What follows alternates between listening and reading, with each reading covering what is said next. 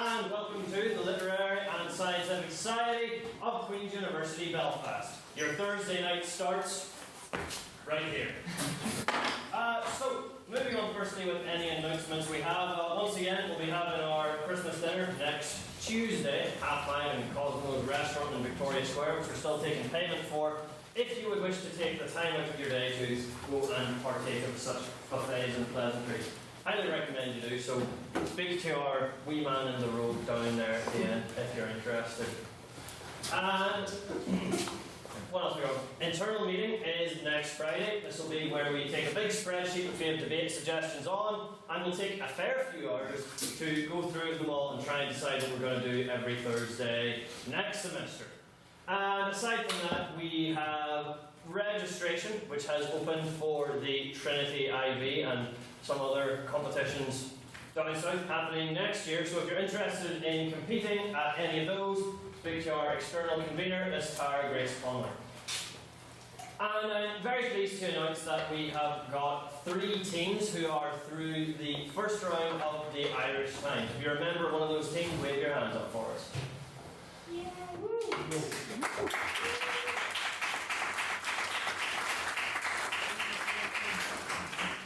For the first time in quite a wee bit, we've got 3 teams through the first round, so it's a very good achievement and we should all be very proud of ourselves. I'm very proud of myself. And aside from that, next week is our final debate of the semester. Afterwards we'll all be parting ways for a little bit, where we have again got our 3 miniature Christmas debates, which you can all still speak at if you want. We've got This House Needs Jesus, This House Would Tell Children the Truth About Santa, and This House Would Disband the Literary and Scientific Society. It needs to happen. It's gone off. Undefinite, it needs to happen at this stage. It's gone off the deep end recently.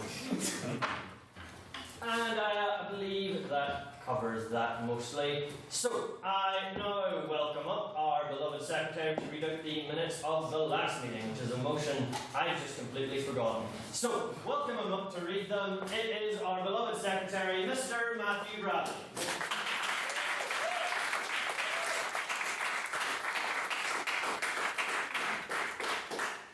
So how are we all? Good? All rotting in deadline hell, I suppose. I know I am. So, you know the drill. Do you want to have some minutes? Yeah! I said, do you want to have some minutes? Yeah! Did anyone say no? No.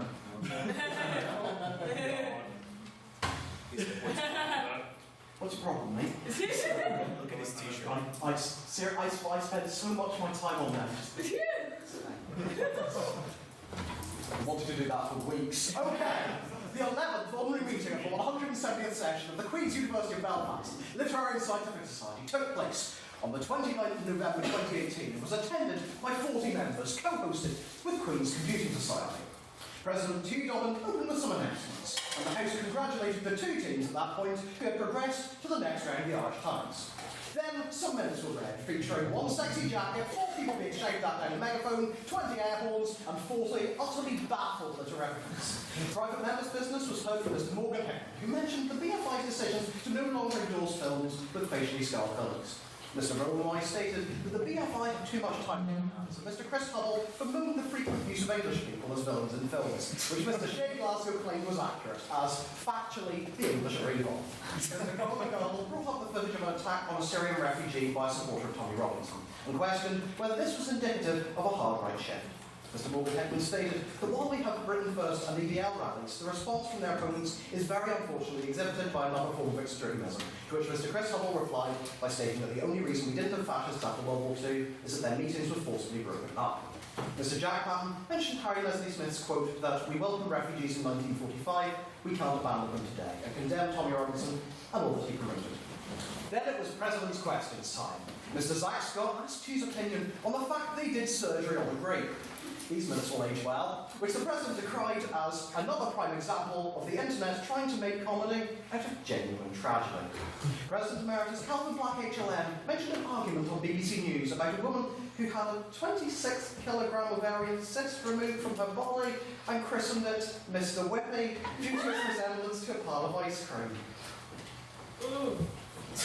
plaque asked the President if he had ever had any mass removed from his body and required as he called it. Hugh looked haunted, but replied, "Can't say I've had any mass of my own body removed unless you count my dignity." Relatable content, 10 out of 10. Mr. Chris Hubble asked if Hugh could dump a digger full of horse manure onto anyone's porch, whose house would it be? He implied it would be mine, but then switched his answer to that of his A-level drama teacher. Further President's questions were heard from Mr. Conor McArdle, Ms. Mary Kate Dobbin, Mr. Rowan Wise, Mr. Russell Lane, Mr. Shea Glasgow, and Mr. Edmund Doherty. The President then introduced a nice debate. This House would ban autonomous weapons. A vote of prior opinion was taken on the motion, which read 24 ayes, 13 nays, and 7 abstentions. Double-sided print, I have it with my head. Mr. Howard Torwick opened for the proposition, stating that autonomous weapons will damage both humanity and the environment. Noting how autonomous weapons could allow for multiple attacks on the scale of Hiroshima and Nagasaki, Mr. Torwick foregrounded the human ability to distinguish combatants and innocents as a key feature that autonomous weapons do not possess. Mr. Torwick concluded that the cost of these weapons could be better spent on education and healthcare, rather than creating merciless machines. In his maiden speech to the Society, the Secretary of Defence, Mr. Rowan Wise, compared the contemporary age of automation to the Industrial Revolution, highlighting the effectiveness of semi-autonomous weapons against IS. Examining the effectiveness of autonomous radar, surface-to-air missiles, and laser guidance software, Mr. Wise claimed that to ban autonomous weapons, all forms of autonomous weaponry would be banned, preventing service people being supplied with the best possible equipment. Speaking second for the proposition was Maiden Speaker Ms. Laura Armstrong, who highlighted international humanitarian law regulations that require war to be ethical and humane. Noting the dangers of increased civilian deaths, Ms. Armstrong also stated that due to advancements in technology, there is nothing stopping anyone from creating their own autonomous weapons, as software could be downloaded by anyone who knew how to get it. Highlighting autonomous weapons' ability to... I've forgotten how to speak today, and it's really frustrating. Highlighting autonomous weapons' ability to be hacked, Ms. Armstrong stated that we should fear the free will of weapons. Another maiden speaker, Mr. Peter Morrison from Queen's Computing Society, spoke second for the opposition, stating that by banning autonomous weapons, we could lose out on some of humanity's greatest achievements. Claiming that autonomous weapons could negate human error, Mr. Morrison noted that the fear of AI going rogue is no different to any other malfunctioning piece of equipment, and that rigorous testing must be put in place to ensure that soldiers are at an advantage. Third for the proposition was maiden speaker Zach Scott, who noted the stringently logical nature of autonomous weapons, which may not know when to stop when given an order. Stating the admittedly far-fetched possibility of AI attaining free will, Mr. Scott questioned who would be held accountable should the machine kill an innocent, and concluded by imploring the House to consider not what can be done with technology, but what shouldn't. Mr. Cameron Thompson of QCS spoke third for the opposition. In his maiden speech to the Society, Mr. Thompson highlighted the use of AI to predict crimes as a key example of how autonomous weapons could be utilised. Noting the possible economic benefits of employing autonomous weapons, Mr. Thompson stated that machines are not immoral, rather they're amoral, as they're only processing data. Mr. Thompson concluded by stating that as such a great advancement, banning autonomous weapons would be putting ourselves at a distinct disadvantage for no apparent reason. Asking the House, if I was an autonomous Terminator sent to destroy you all, would it be ethical? Training officer Mr. Russell Lane concluded for the proposition. Stating the troubling implication of possessing autonomous weapons against an enemy who don't, Mr. Nairn stated that this would only prevent the loss of Western lives. Mr. Nairn further questioned how intelligent these machines would be, and stated that autonomous weapons are a rabid rottweiler held back by a flimsy bit of string from the face of a child that is humanity. During his speech, Mr. Russell Nairn used the phrase, this is just we anecdote, it's not a minute, it's just we want. He used the phrase hunky-dory, and as he said that, Hugh leant over to me and just whispered, which I found very amusing in the moment, so I just thought I'd carry that across there. It was wonderful. Closing for the opposition, and indeed the debate, was Technology Officer and Certified Best Boy, Mr. J. Kieran, who congratulated QCS for their entry into the twisted little world of the literafic, highlighting the core of his side argument that dead people are bad crack. Mr. Kieran noted that autonomous weapons by their nature reduce human casualties. Noting, I've never pissed off Cleverbot, and Cleverbot has never noticed me while I was wounded and routinely executed me, Mr. Kieran stated that banning autonomous weapons would prevent us from seeing this technology to its full potential. Questions were heard from Mr. Morgan Hickman, Mr. Olga McSparron, Mr. Calvin Black H11, Mr. Jordan Thompson, Mr. James Orchin, and Mr. Chris Hull. After this round of questions, Dolly Dobbin called a binding vote on speakerability, which read that didn't get as big a laugh as I expected, and I'm really sorry. 11 ayes, 20 days, and 8 abstentions, resulting in the motion being defeated. May I take the minutes as read? Aye. Wonderful day for that.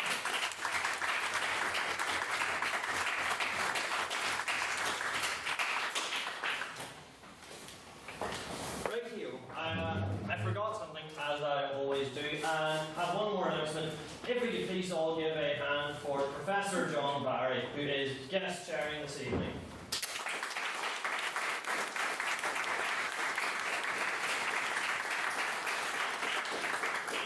It is always a great pleasure to have someone intelligent sit in the chair.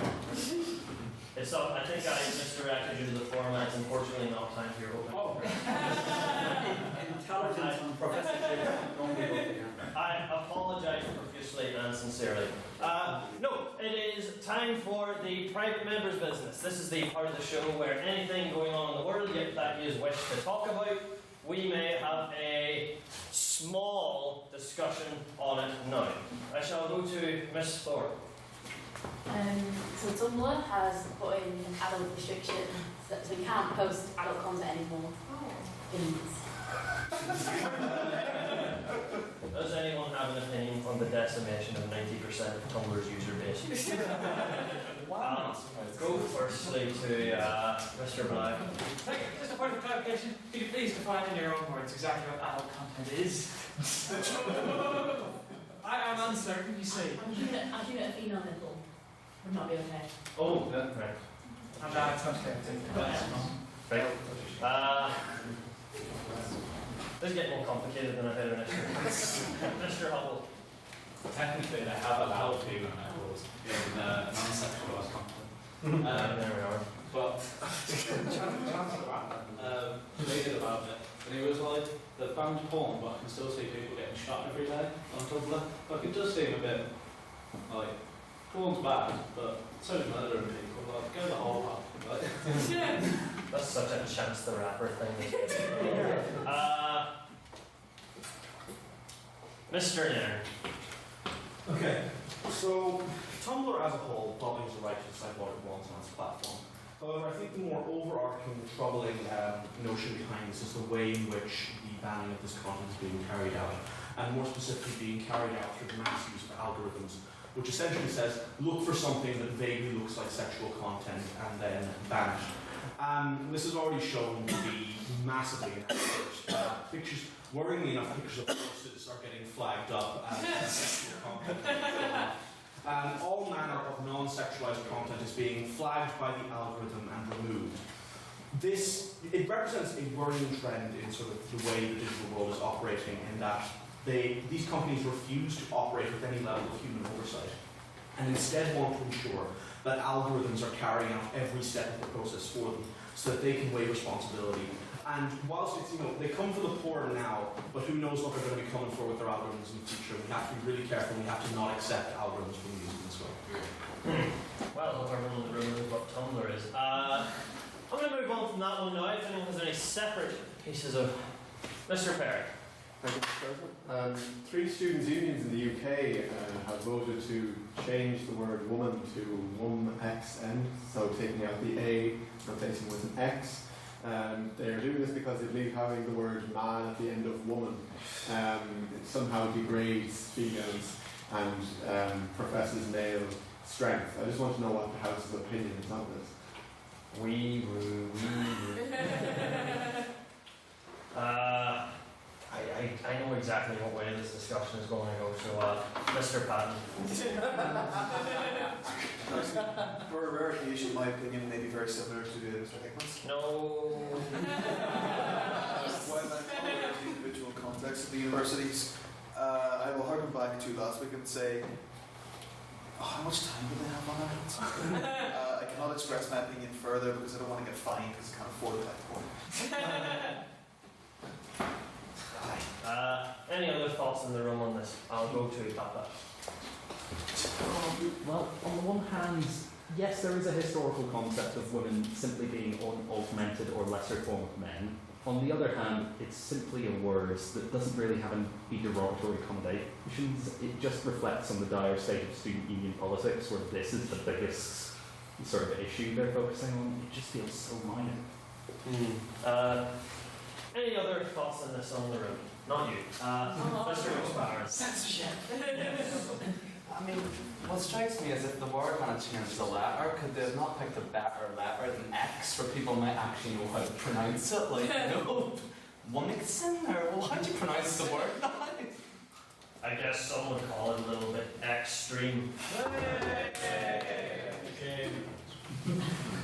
Mr. Hickman. So I'm actually not going on a massive tirade, but it's just a small one.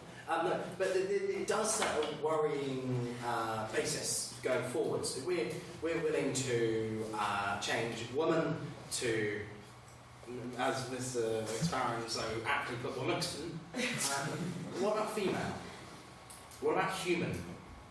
Are we going to be changing across as Trudeau put his foot not that long ago and move towards person kind? Is this something that we really need to do? Because as Mr. Kieran pointed out, I think it's a fair point. I can appreciate where the emotion and the strength of support comes from in words that have negative connotations, subjugative connotations, or have been used historically in forms of oppression. I can understand. I don't necessarily agree, but I can appreciate the logic. Woman never has been and never and simply isn't in and of itself a derogatory term. If anything, I see it all the time, and it's something that we are aware of, that people are very disappointed, distracted, and quite simply get very het up around the use of the word female. I'm not saying that that's right or wrong, but it's interesting to have chosen the word woman instead. The female, which is usually what attracts the eye. So I'm just failing to see the logic and failing to see the reason behind this, because I don't think it will affect any meaningful change, and all it will do is it will poison people against this movement and will actually lead to detrimental to people that support this ideology in the long run. I'll take one more point on that if there is any. Miss Thorpe. Just to play devil's advocate a bit here, I don't really see I can kind of understand why I did it. Just like I don't see the issue with doing it in itself, as in it's just a word. Put an X in it, it makes no difference really. It's more like the forcing it, I think, the issue. I think in the future eventually if we're gonna come to these gender neutral words and that's gonna become commonplace. And so I don't see the issue with that, it's just enforcing it, that might be the issue. And if there are any other separate pieces of private member business in the room, I give your name for the minute there. Mr. Thorpine. Yep. So, if anyone has had the misery of using O2 today, they will know that their data is down. Is that when my phone's not working? Yeah, likely. And do you think that O2 should compensate their customers for what has happened? I want compensation. I have very professional things to attend to. I'll go to Mr. Patton. I am deeply annoyed by this because this morning I woke up to find the electricity in my house gone. I blame Tiernan and his PlayStation.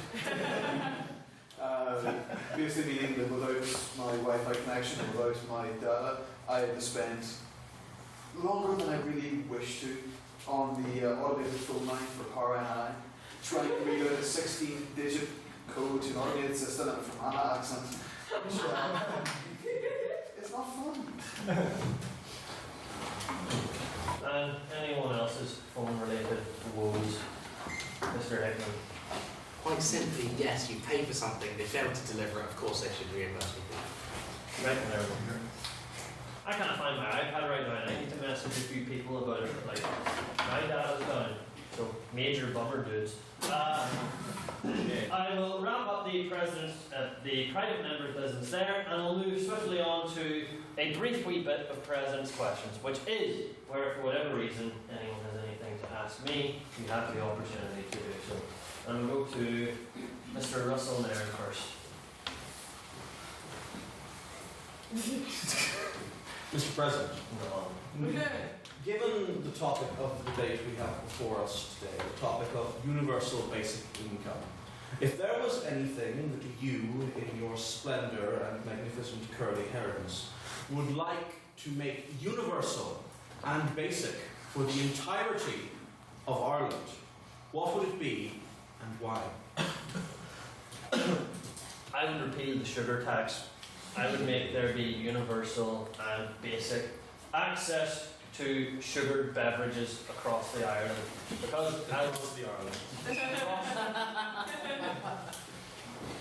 because there's only one, or is there? We don't know. Or There's only one island. I don't think No, I believe there's three. One drifted away around the mid-50s. I'm going to call this order. Yes, because I've had to resort to getting American Coke every week, thank you. And it's not as good, and they are going to discontinue cherry Coke soon. They've already discontinued vanilla Coke in the UK, and when the Coke truck is visiting Belfast and all the other merry places it goes to this year, you can look on the truck and you can see Santa's holding a Coke Zero, which to me just doesn't make any sense, because literally the reason he wears red is because of the Coca-Cola company's ingenious and somewhat evil marketing.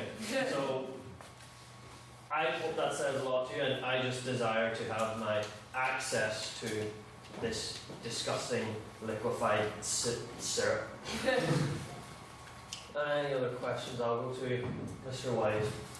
Thank you, Mr. President. I read a little strange report about snowball fights being banned by some American state. I'm not sure which one. Has the president ever been injured in a snowball fight? They snowballed my car, which pisses me off. It's around Ballymena where I think children are conceived evil. But, controversial opinion? No, it isn't. So I also mainly dreaded it in my schoolboys, where contrary to my modern day physique and aura, I was a scrawny and quite measly child. And obviously I would be the target of all the big kids as they got around in their raucousness and rowdiness. And I got caught in the middle, and it left me constantly afraid of venturing out in the snow days. So you know what? And also, let's not forget, around here, the snow, it snowed for about 2 days before it turns into ice and a death trap. And you're getting that like incredibly compact, basically rocks thrown at you. It has shards of muck, shards of stone inside of it, which is entirely unpleasant. So you know what? I'm going to be like a real buzzkill, and I'm going to say snowball fights aren't good crack. And you know what? Let's discourage the youth from having them. Snowball fights cause more harm than Coca-Cola. It's true, it's fact. Look it up. Mr. Orkshins. This week I read a strange report in the news from the President of Nigeria, who's been ill for a bit, has had to deny reports that he actually died and was replaced by a clone. Mr. President, how can you be sure that you haven't died and been replaced by a clone?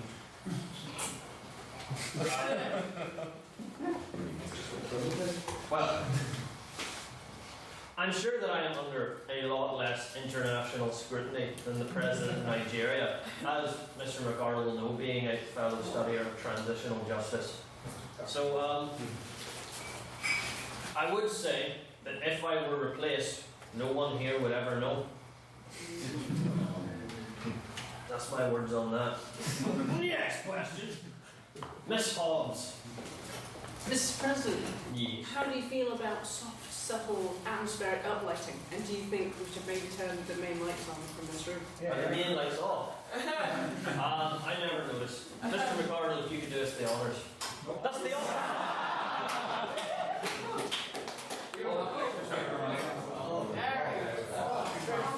I can see again.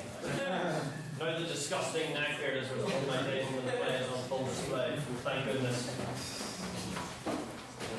Well, I hope that we are now in much higher spirits, being well lit. Sure we have time for a few more of these. And you apparently always have loads to ask, which surprises me week on week. Mr. Fadden. Recently, the Egyptian actress, I'm going to butcher this. That's a strange name.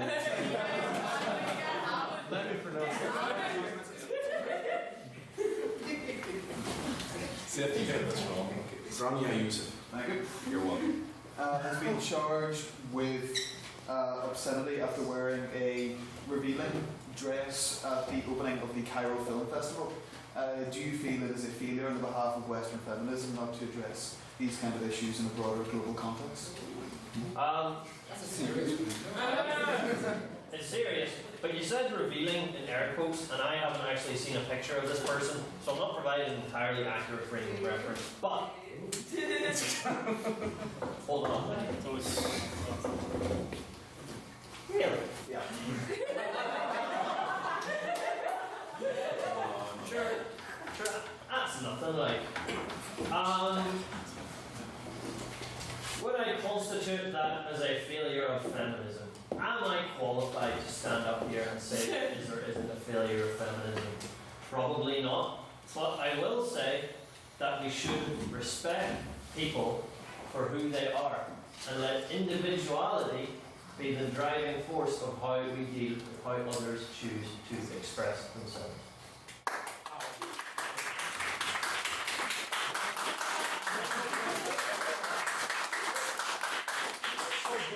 Such a brave statement. And you can read all about it in my upcoming memoirs, Who Are You? Mr. McArdle. Upon driving up this evening, I parked over there and I observed what I can only describe, and I will incur a fine for this, two shiftless bastards taking a very keen interest in my car. So much so that I walked over the street, and as they approached my car, I sort of went behind the wall and clicked the lights on, and they freaked out and ran away. Now, that's not the end. The question I have for the present is, I actually rang and informed the local constabulary. Have I betrayed my values as a man from South Armagh by informing the PSNI? What? There's a lot to unpack there. Am I attacked? Are you? The PSNI is a very well-funded police service. Like, there are questions. That's not relevant. There are questions being hurled at me for being overtly political. All right. Look, it's. I live on Wellesley Avenue, and at the top of that street, there's very often an assortment of what I will refer to as scum.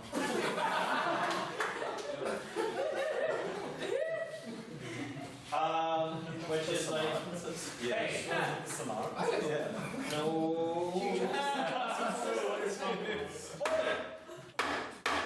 Right.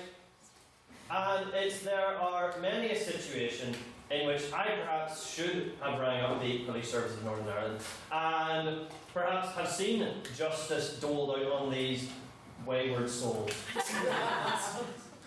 And did not.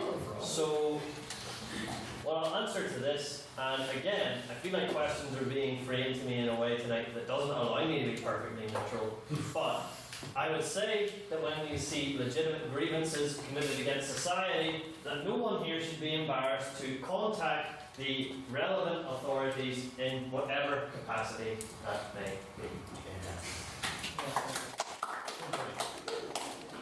You thought I wasn't woke, but then you find out I am. I'll move to Mr. Tack. So recently, a group of vegans started to get offended about some terminologies that we're using, like hitting two birds with one stone, and they want to change these terminologies into feeding two birds with one apple. So what's your opinion on this? Two birds with one skull. Oh yeah, Feed two birds with one stone. And it was feed a full horse. That was the other one that they had. I was actually going to make a joke about that, about like saying instead of on that point, it's the point at which and all that sort of thing, but I didn't get around to it yet. There's just expressions, and it's if this is a thing PETA do, where they try and like distract from the legitimate issues in their field by like trying to come up with this sensationalist garbage that only delegitimizes what they're actually trying to campaign for. So what I'll say is that it's what they said was stupid, and it's equally stupid for people to try and draw attention to it as being anything that's in any way legitimate or is worth attention. It's just a big nothing, and it's like, but it will always get taken like to the forefront of these movements. It's stupid. Whereas the people who are trying to campaign for this sort of thing in the first place should be a bit more intelligent about it. Take that, liberals. Mr. Hickman. I have a genuine question about the society. I can't answer it. You absolutely can. Oh dear. So, next week we have a motion, this House would abolish the litterific. What happens when quorum of the society passes a motion to abolish the society? Oh. Mr. President. We didn't ban autonomous weapons last week. Well, that was because the motion was rejected, though. That is correct. That is correct. You could look through our catalogue and find many, many things that you technically don't support the Good Friday Agreement. categorically together, you're going to be bankrupt by the time you pay for this. So we would not support the Good Friday Agreement. Somewhere along the way, we fully privatised the NHS. Yeah. And Donald Trump wasn't impeached. Suppose that depends on your point of view. Yes. So, if the House votes in favour of disbanding the Literary and Scientific Society, I, for personal reasons, will ignore it. So, that's my answer. Any more questions? Mr. Black. Two very great ones I'll throw together. To follow up on Mr. Hickman's point, in 2013, this fine House passed a motion that this House would make a musical, and I have still yet to see a musical. Mr. President Dolan, when will you enforce that and make a musical for this House? My other quick point is, I believe I heard the fine member, Mr. McArdle, swear, unless he was referring to shirtless large swords. I'm pretty sure he did indeed swear. I didn't hear you find him. Perhaps my hearing is going, but how would I clarify? Aye, you're fine, Connor. Doesn't matter anyway. All the poor things bring just winds up to my house. Then bring it in and we'll drink it. It's too late for that. And as for your first point, I will make a musical when I regain my ability to feel things. We're running a bit short on time here, so I'll go to Mr. McSparrow. So whenever myself and Mr. Matthew Bryson were coming home from Dublin, we had spent a lot of the time of the day with each other, and but things got weird. And we had a conversation about but we had a conversation that in the Litterific, if there was a fight to the death amongst all of our membership, who would be the last man or woman left? You cannot answer Jake Kieran as well. We also said as well, but we didn't think the idea of Jake just not noticing the fight and sort of being there. But who do you think would win the Litterific fight to the death in a Royal Rumble, Mr. President? Shay, because he run away at the very start.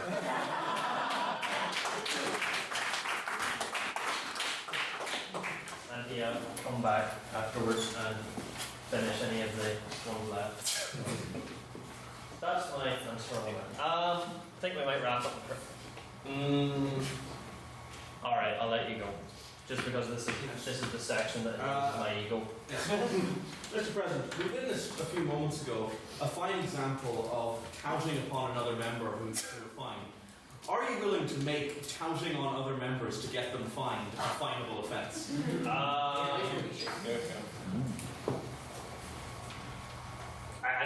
I think that would require me to make like an entire constitutional amendment and things. You know what? I can support you in principle, but administratively, if I was going to try and do that, it would become like a whole thing, which I am just not in the mood for right now. So I'm just going to table that for now. So, right, I will end the point of order. No. I will end. Point of order, Mr. President. He doesn't have to accept them. No, he does. He's ready. Right, go on then. The rule against obscenity in the House is for speakers, not for the members of the No, it's House. not. Just check the Constitution. No, I changed it last year. Tabling this for now. As I said, any discussions on our Constitution, which I barely read, will become like a whole thing. As I said, I'm not in the mood for that right now. So, I shall end the President's questions there, and we shall soon get on to the intelligent part of the evening. But before we do, I have an appointment to make. So, this year I have had a very important man who's been responsible for the toing and froing of our pop-up banner and I have created, whenever I was in a state of mind, an official position for the keeper of litterific relics and keys. So, please rise, Mr. Alexander Gordon, so everyone knows who you are. And Mr. Alexander Gordon, please welcome, is the very first custodian of the Literary and Scientific Society. Please give him a hand.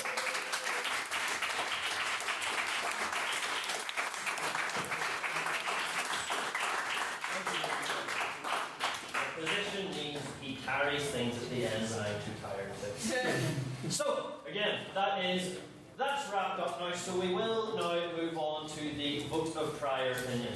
This is the vote based on what we thought on this motion when we entered the room before we hear all of the speeches. So, if, on your own personal opinion, you would vote in favour of the motion, this House would introduce a universal basic income, please raise your hand and say aye.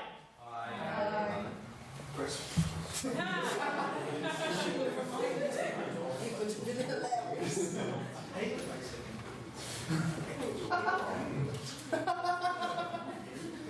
So far, 19.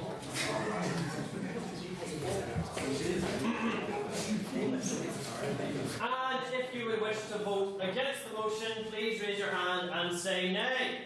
Nay. Behave. Yes. Yeah.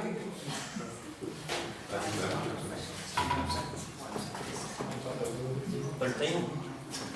Right. And if you have no strong opinion on the issue whatsoever, please raise your hand and say yeah. Yeah. There you go. 7. Right. Mr. Matthew Bradley, please read me back the vote.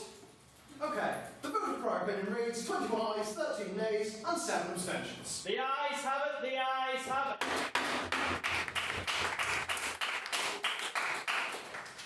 Right, and we have a bucket down there for UNICEF in like aid of what was going on today, as we advertised there was a convention on the university-based income earlier today, so if you would wish to donate at the end, please do so.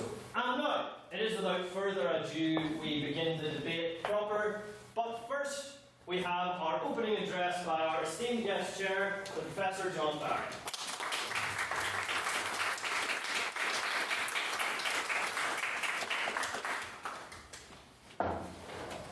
Well, good evening all, and thank you all very much for the invitation. This is the most fun I've ever had in this room.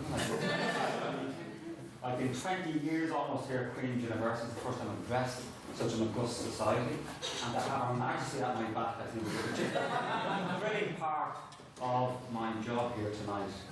So, tonight we're looking at this House would introduce a universal basic income, and it has other names as well. A guaranteed income, a citizen's income, a negative income tax, and it's a policy proposal that's moved from the margins to the mainstream. And what does it tell us? That a universal basic income has been supported by those from the left, the right, and the right on. Or to put it another way, UBI, rather than Uber, is supported by the right, the left, and the leftovers. Free market capitalists, such as Friedrich Hayek, author of The Road to Serfdom, as a warning against socialism, who supports a UBI. To those on the left who suggest basic income could be part of the process of, and I quote, fully automated luxury communism. From neoliberal high-tech entrepreneurs such as Elon Musk and others who see the basic income as a solution of the robots coming to eat our jobs, if not ourselves, to those who see the universal basic income as a right of every citizen to restore dignity to people, and for whom the Ken Loach film and the devastating impact of austerity it depicts, I, Daniel Blake, is a warning, not an instruction manual. Or those concerned about climate breakdown, who see in basic income a policy proposal to slow down ecocidal economic growth and overconsumption, and enable structural change in the economy, such as a movement towards a shorter working week, and enabling people to enjoy that most precious human good, meaningful free time. Or finally, feminists, and I'm so glad there's at least one woman on this panel here tonight. Those concerned about the general and gender inequality for whom basic income would support and recognise the current unpaid and unrecognised gender care work of the work that goes on in the home, or those who volunteer in our communities whose value does not reflect in gross domestic product. Indeed, what does it tell us that we see such a diversity and ideological promiscuity from this proposal of universal basic income? Does it mean that we should mistrust it or welcome it as a unifying policy? And what are the arguments against universal basic income? Does it reward the lazy? How will it be paid for? Does it undermine human autonomy and give too much power to the state? Is it the best way to tackle poverty and structural economic inequality in modern, complex and globalised capitalist systems? Will a universal basic income result in excessive and destabilising levels of inflation? Should we focus on other issues rather, such as a living wage or a job guarantee, or ensure that every citizen has a right to a basic bundle of goods and services? Does a basic income undermine entrepreneurship and the principle that every citizen should contribute to the common good? And finally, and most importantly, would a universal basic income help small, hobbit-like creative professors become more attractive? Would a guaranteed income guarantee that my students turn up for their lecture at 9 AM on Tuesday morning? And I look forward to tonight's debate to answer these and some of the other questions. I'm less here as a chair than as an odd adornment. Thank you.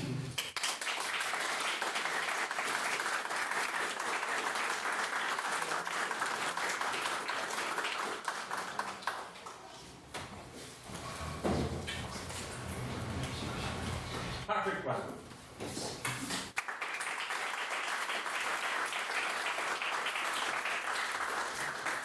Okay, Mr. President, Secretary, Mr. Chair, otherwise known as my PhD supervisor, John Barrett. I have to be here myself. Great to be here. This is my first speech, which is very exciting. Real privilege to open tonight. So, opening first by the proposition, which is this House would introduce a universal basic income. Before framing the debate and defining for the proposition exactly what a universal basic income would look like, I'd like to thank my other members of the proposition for allowing me the distinct privilege of speaking first tonight. This is my first debate, as I've said, so if it all goes terribly wrong, I will of course blame it on that fact. I'm also not going to take questions simply because I have a load to get through here, but I'm going to try and answer as many at the end as possible. Okay, so starting off on the framing, a universal basic income is a government program in which residents of a specific area receive a regular sum of money directly to their bank account. For the purposes of this debate, a universal basic income will have 5 qualifying criteria. 1. Universal. Paid to everyone regardless of financial or personal circumstances or demographic group. In this debate, we will be arguing for a UK-wide basic income available to legally registered residents in the UK who have lived there for at least 6 months. 2. Individual. Paid directly to each person, not a household. 3. Unconditional. A basic income would be non-means tested and paid automatically and monthly. 4. Permanent. UBI would be legislatively guaranteed for a significant period, in this case a minimum of 10 years. 5. Substantial. A basic income would be enough to live on. Above the poverty line, but not necessarily a comfortable income, the proposition would set this at £800 a month, or just under £10,000 a year. A qualification to this would be a lower rate for those under 16 and a higher rate for those over 66, which would be easily administered based on age, and a higher rate for those with work-limiting disability, which would be the only part of the programme requiring means testing. Now, there's a vast history and literature on basic income stretching across philosophy, economics, politics, and sociology. It identifies the impact basic income can and could have on things as diverse as individual freedom, poverty, social justice, health and well-being, the environment, gender relations, the nature of work, welfare, the economy, entrepreneurship, volunteering, the arts, crime and conflict, agriculture, automation and AI, populism and civil unrest. some of which will be picked up on by other members of the proposition, and any of which could fill a speech here tonight, or in my case, a PhD thesis. That diversity of outcomes acknowledged, my aim tonight, by the end of this speech, is to convince you all of three things. One, poverty is caused by a lack of cash, not a lack of character. Two, a universal basic income is one of the best tools we have to grow the economy. And three, a basic income is not only affordable, but damn good value too. Hope that doesn't count as a fine, I'm just kind of worried about it. I think it's alright. 1. Margaret Thatcher once called poverty a personality defect, feeding a false and harmful narrative that a life without poverty is a privilege you have to work for, rather than a right we all deserve. An example, London, May 2009, 13 homeless men, veterans of the street and rough sleepers for more than 4 years, who between them had racked up a bill estimated at over £400,000 per year on police expenses, court costs and social services. The strain on city services and local charities was huge, and no innovative programmes could break the cycle. So, they were given £3,000 cash by a homelessness charity. How they spent the money was up to them. They could opt to make use of an advisor if they wanted, or not. The results? Of the 13, 11 had moved off the streets within a year and were in permanent housing. None had spent the money on gambling, alcohol, or drugs. Far too many anti-poverty programmes treat the symptoms, not the cause. They focus on nudge theory, on help to work initiatives, on training, on means testing. They expect something in return before poverty can be addressed, but without recognising that with stability and economic security to begin with, people will never break the cycle of poverty and reach their full potential. It's our own socialised, ingrained misconceptions about poverty which keep us from addressing the actually very simple root cause of poverty, a lack of money. Address the root cause and you can not only provide dignity, but unlock exponential human flourishing. 2. Saving the economy. My teammate Jack is going to talk a bit more about the future of work as a result of automation and the reasons why basic income will benefit workers. I want to touch on 4 reasons why basic income will benefit the economy. 1. It will provide a massive consumer stimulus with people having more disposable income to support the economy. 2. It will make hiring staff and taking a job much easier. In particular for small businesses, it will be much easier to hire part-time or temporary staff as a reliance on full-time employment will not be as large. This not only allows SMEs to grow, but it also helps lift people out of poverty traps by removing disincentives to work. Where previously they would have required a full-time job to replace their benefits, keeping them reliant on welfare, with a universal basic income, someone could easily take on a part-time or casual job to supplement their UBI. This in turn boosts the economy through increased tax revenue from someone who previously was not contributing any income tax. 3. A UBI makes starting your own business much easier. As a small business owner, I know the challenges of finding the money to live on whilst developing a business model before you start trading. A UBI would give prospective entrepreneurs that safety net to make their idea a reality. It would unlock entrepreneurial spirit, driving innovation and new ideas.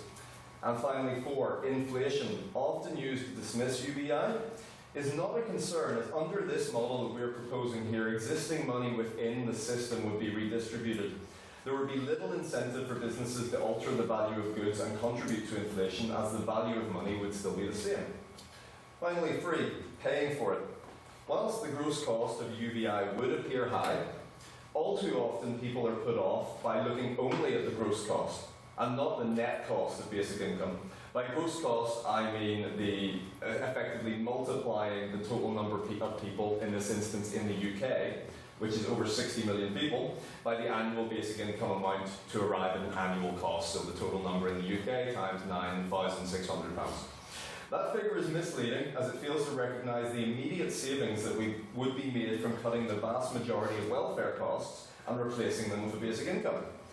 Business Insider UK has calculated that cutting this expenditure alone would allow the UK to pay each adult a basic income of £423. So we're already more than halfway there. And that's a minute left? Yes? That's 7 minutes. Oh, okay, well I'm going to go fast. You also have additional savings in the form of scrapping the tax-free allowance and ensuring every penny earned is taxed at a higher rate. We would argue for a 40% flat tax rate on all income above the basic income. This would actually have very little financial impact on middle and high-end earners, other than that everyone earning over approximately 40,000 would be a net contributor to basic income, and anyone under it would be a net beneficiary. On top of this, traditional revenue raising a basic income would be financed through a range of increased or new taxes, including corporation tax, an automation tax on companies displacing workers with AI, a wealth, land or assets tax, a financial transaction tax, carbon tax, or simply tackling tax evasion effectively. These taxes could be introduced and adjusted as needed to finance the basic income in its early years. Finally, basic income would offer huge opportunity costs in terms of decreased hospital admissions, decreased addiction rates, vastly improved mental health, reduced crime rates, increased entrepreneurship and economic activity, and much more. All of these outcomes are supported by significant data from basic income trials worldwide and demonstrate the truly transformative impact such a policy could have. So the question therefore is, can we afford not to do it? Thank you very much.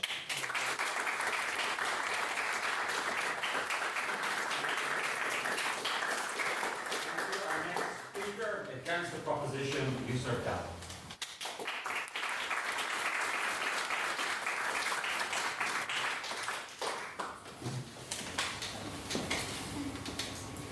Good evening, ladies and gentlemen of the House. I would like to begin my position by introducing what a universal basic income is and how it can backfire against society. The universal basic income is assistance applying citizens of a country a set sum of money, no matter what their income is, assets, or employment status. The goal of a universal basic income is to provide financial security. Universal basic income is also recognized as basic income, which holds that all citizens are granted a livable income whether they contribute to the society or not, in terms of production, putting aside the circumstances they were born into, whether they are wealthy or not. I would like to start my argument that it is supported that a universal basic income reduces poverty and income inequality and improves health. However, I would like to disagree and say that a universal basic income actually takes money from the poor and distributes it to everyone, increasing poverty and prevents the poor from receiving required targeted support.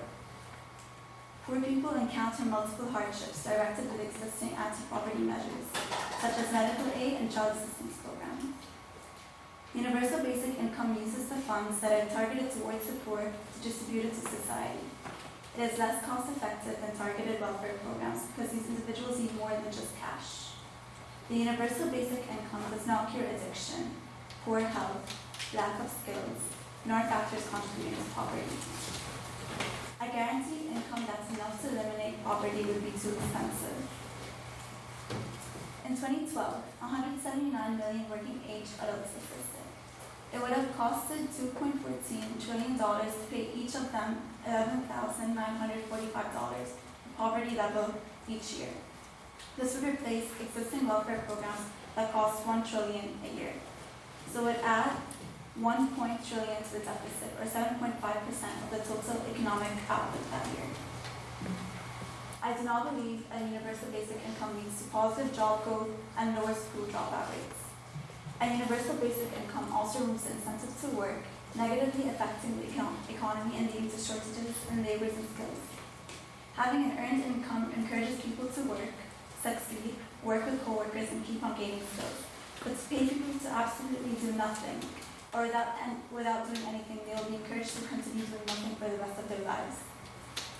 Warren Cass, a senior fellow at the Manhattan Institute, says it will make work seem optional.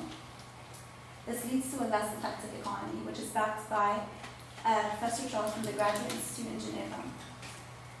Economist Alison Schrager also states that a strong economy depends on individuals that are motivated to work hard. And in order to encourage individuals to work harder, there needs to be uncertainty for the future. A universal basic income provides guaranteed security, removing that uncertainty that will happen in the future. Elizabeth Anderson, professor of philosophy and women's studies at the University of Michigan, states that a universal basic income leads individuals to reject work for a lack of fun, preventing having to make money and pay the taxes of those who support them. In 2016, the Swiss government opposed introducing and putting into effect the universal basic income, since it would encourage less people to work, decreasing the current labour and skills shortages. Also, guaranteed income trials in the United States in the 1960s and 1970s found that people that received payments worked fewer hours. Point. Thank you. While a universal basic income may guarantee income for non-working parents and caregivers, empowering unpaid roles, it is too expensive to take care of.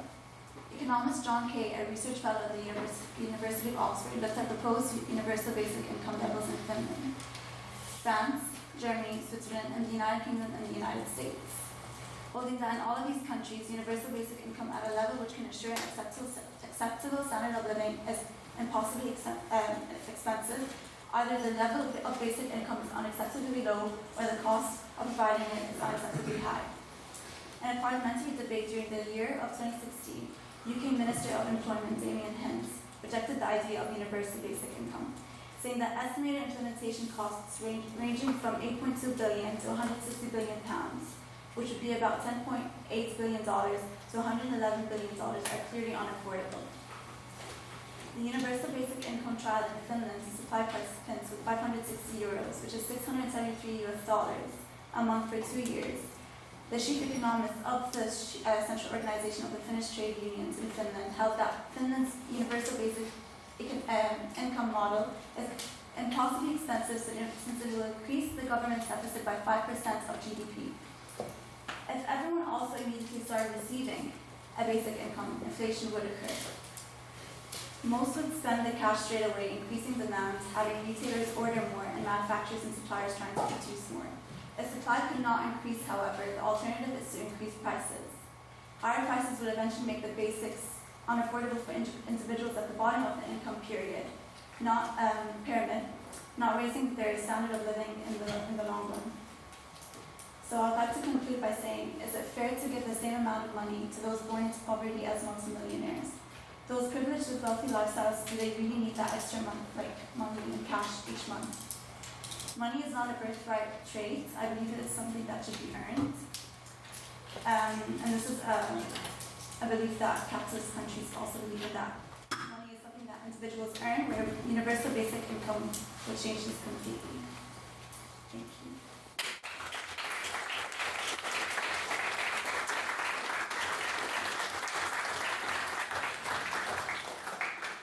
If anyone has any questions.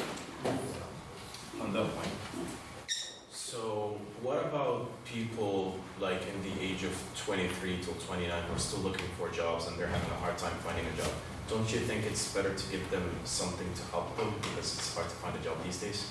No, I definitely agree with you, but that doesn't help them, encourage them to work, and it won't help them to encourage them to gain skills as well.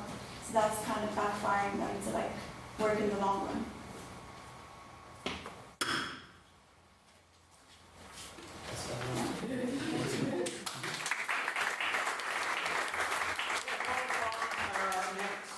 One of the many beautifully coloured men here tonight. This is Jack Patton.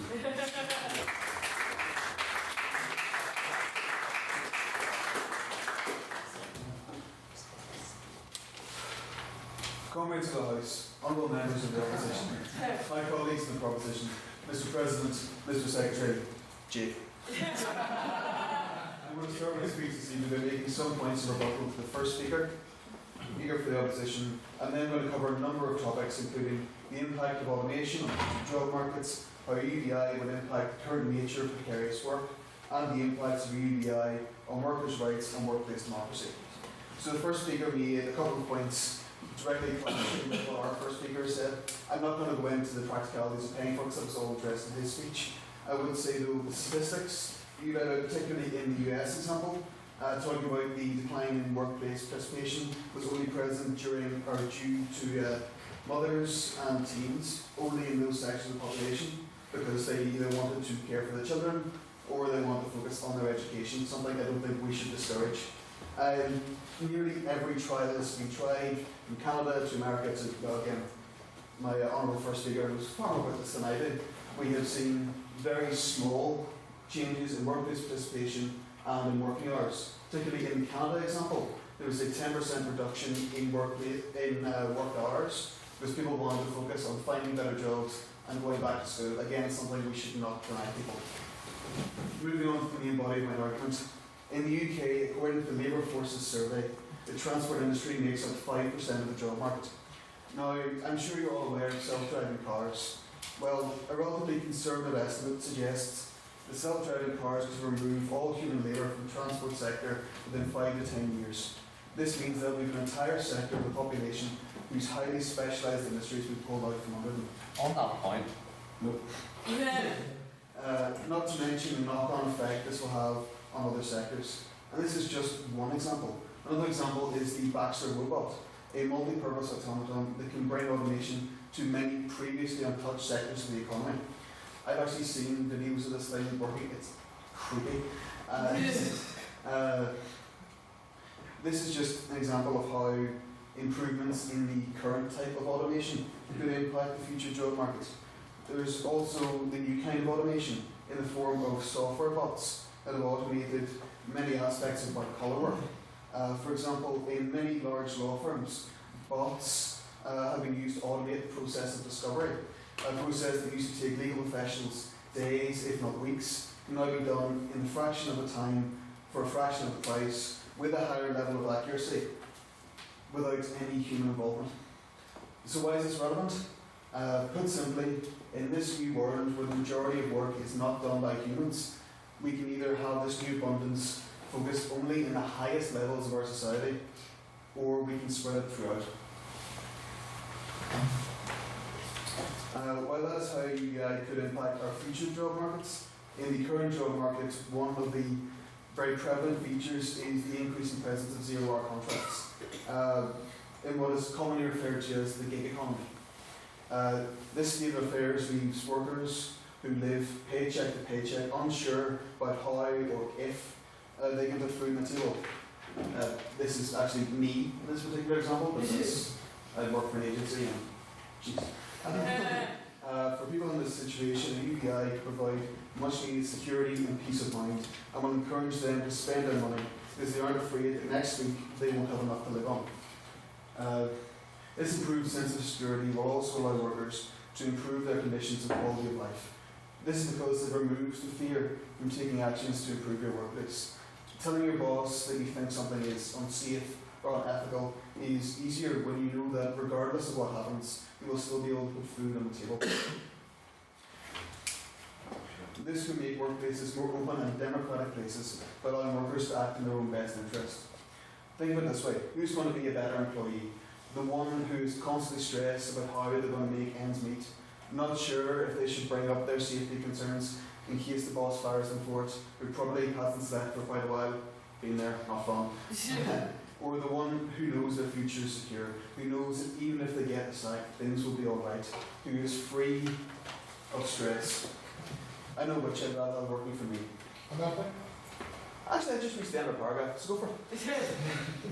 In terms of, surely the fact that universal basic income would not have a major impact on health and safety at work, as you're arguing, that sort of legal background already exists. To say that universal basic income would improve health and safety standards is perhaps a bit fanciful and sort of a bit pushing too much from that one point. I'm saying that the universal basic income would make workers more comfortable bringing up their safety concerns. Again, I've worked in places that are rather dodgy in some aspects. Being comfortable and knowing that regardless of what happens when you bring it up, you're still, well, you will still survive, makes it far easier. The UBI ensures workers can improve their conditions and standard of living without fear of their boss's potential retribution. This will mean that people are happier, safer, and more productive. In conclusion, the universal basic income will ensure our future in a world where human labour of muscle and of mind may not be required. It provides security to people in precarious states of employment and allows workers to strive to improve their workplace. I'm going to leave you with one last point. It's truly impossible to know the mind of others, to predict or completely understand their actions. So don't try to. Don't vote tonight out of fear of what others might do with this money. Think what you could do with it, the difference it will make to your life. Think about how much easier it would be for you to do that masters if you were worried about how to put food on the table during it. How much more focused you would be in your degree if you didn't spend half your time at a job you hate. think about your parents being able to spend more time with your younger siblings because they aren't worried about making ends meet. Thank you for listening, and I hope you vote for the proposition.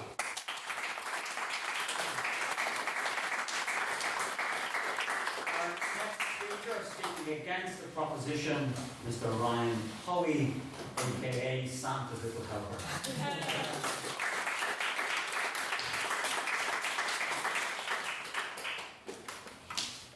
Okay. I'm going to try and be fairly generous with innovations if I can get onto them, but we'll see. To respond to some of the first points, on the myth of automation, not that automation isn't happening, but that it'll destroy the ability for people to have jobs, basically. In the 19th century, the Times put out a piece in which he argued that the move into industry wouldn't be able to replace all the jobs that were on the land, because at that time all the jobs were in farming, and now it's about 1.2% of people who work in agriculture, and most people moved into industry. And then in the 20th century, they said that the move to services would mean that there would be massive employment because all the real jobs are in manufacturing, and it turned out that for the most part we have relatively low unemployment in the UK, and the fact is that service jobs have managed to replace manufacturing jobs. Going into the, I don't think we'll be able to take any finish on this point because I want to get on to what I was going to say. And I don't think, we'll wait and see, it may be more feasible in a world where there isn't scarcity of resources, but we do currently exist in a world where there is scarcity, and I don't see that going away anytime soon. On the point about zero-hour contracts, as someone who is also employed on a zero-hour contract, I is fairly happy with my zero-hour contract because it gives me the flexibility that I need as a student. And the fact is that most people who work on zero-hour contracts, the average hours that they do are around 25 hours a week, and the job satisfaction rate with zero-hour contracts is roughly the same as those working full-time. On that point. Yeah, sure. Okay, it might be handy for you being on a 0 hours contract because you're a student. However, if you're a single mother trying to feed 3 kids with a landlord asking for rent and with no backup, no family, no nothing, and knowing you may only get 4 hours a week work, I think it's pretty insulting to say that 0 hours contracts are very handy things. Yeah, I will come on to that point later if I manage to get onto it. Right. Universal basic income is a very attractive idea. It is actually, in many ways, a right-wing proposal, as we've heard from the first speaker, supported by Milton Friedman and Adam Smith Institute and many, other well-known lefties such as those. And it's attractive in the sense that the current welfare system that we have is incredibly hard to administer. There is lots of fraud and error. It's complex for those trying to claim the benefits. There is low take-up rates for many benefits, and there are high disincentive effects. However, there are only 2 ways that I can see to implement the universal basic income. The first would be as an addition to the current welfare state, and as the proposition is put forward as a replacement. One of the problems I see with the universal basic income is that it doesn't have the sort of targeted support, if it was a replacement, that along the lines of what Milton Friedman put forward. It doesn't have the sort of targeted support that the current welfare system has in terms of those taking into account people's disabilities, with extra housing costs, with childcare, etc. And even if it is incredibly generous, as the proposition has put forward, there will always be those instances where people will be landed with one-off bills. They may have cash flow problems before they reach their next payment. They may run out of money or spend it unwisely, as I know many people do with their money. Not just the money. On cost, if it is incredibly generous, the proposition has put forward a gross cost of £600 billion. The current spending in the UK is about £250 billion, so there is a large gap that we do have to fill. And I don't think that the proposition has actually put forward how they would fill that gap, because we had mentioned a number of new taxes that would be introduced. One of them was corporation tax, but Increasing the tax rate doesn't always mean you will increase tax revenue. In the case of corporation tax, reducing the rate has actually meant highest level in terms of revenue that we've seen in the UK ever. So the dynamic effects of increasing tax rates can actually be to reduce tax revenue. So I don't think that we would fill the hole. One of the other problems I have with universal basic income is it's very simplistic in the sense that how it seeks to address poverty. It seeks to redistribute wealth rather than create it. And if you were going to put this vast amount of money, as we said, the net 400 billion that we have to fill, would you not rather put that money into infrastructure, into creating a better business environment in which to create jobs, and skilling people up, in making the sort of investments that will create higher productivity, higher wages, and also on lower taxes for those on lower incomes? It's also a very simplistic view of poverty itself. We've heard it said from the proposition about that poverty is due to lack of money. But if you think about it, say there are two people with the same amount of money, completely different life trajectories. It may be someone who is impoverished, who has just come out of university, but their life trajectory would be completely different to someone who has the same amount of money, but is addicted to drugs or alcohol or something along those lines. So anyway, it doesn't address cost of living either. Well, I won't go on to these points because I'm running out of time. But I would say that the root causes of poverty, according to the Centre for Social Justice, are worklessness, family breakdown, education failure, those sort of things. So what I would say is that rather than having this universal basic income, we ought to have a different approach to the welfare state. And I actually think the ways to address the set of problems are not with the universal basic income, but with the universal credit system that is being rolled out at the moment. Now we have had some teething problems with this, but there is a reason why there is a slow rollout of universal credit, and it is because of the Big Bang approach of rolling out a welfare system leads to these sort of problems. But there have been changes as we've gone along with 100% advances and with the additional run-on of 2 weeks benefits to help with the transition. So the reason I think that we ought to have this system is because people get into work faster, stay in work longer, earn more when they're in work. They have the personalised, tailored support, monthly payments that mirror the world of work, and it also provides, and this is getting back to the point that was made before, a basic income in a sense, because if people move into temporary work, they don't lose the benefits, they keep them, and then if they move out, if they don't get certain hours that week, the payment adjusts automatically. So it does sort of take on this new world of work where employment may be more precarious, but it does it in a way that is more targeted. So if you want a welfare system that targets support of those needed the most, keeps a competitive and dynamic economy, we should carry on reforming the welfare state, making sure that work always pays, keeping working people's taxes down, and if you support that vision over the incredibly costly vision of the proposition, I know you vote against the motion.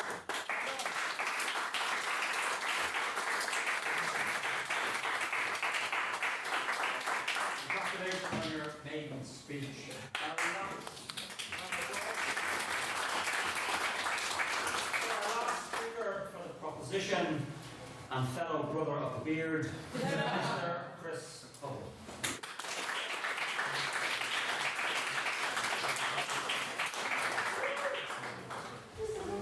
I'll get on to universal credit.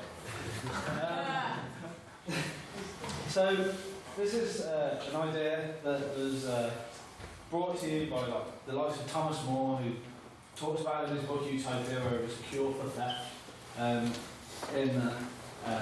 By giving people this basic income, it would stop them from resorting to crime. It was the ideas of utopian socialists in the 19th century, where people should be given a 6th-class hotel room and 3 modest meals a day. I'm not sure what a 6th-class hotel room is. Doesn't sound great. Or it could be a Marxist utopia where one can hunt in the morning, fish in the afternoon, read cattle in the evening, and critique after dinner. this is what the opposition would like us to think that we've been talking about. That we've been talking about dreams and a utopia where we all live happily, and that it's unrealistic.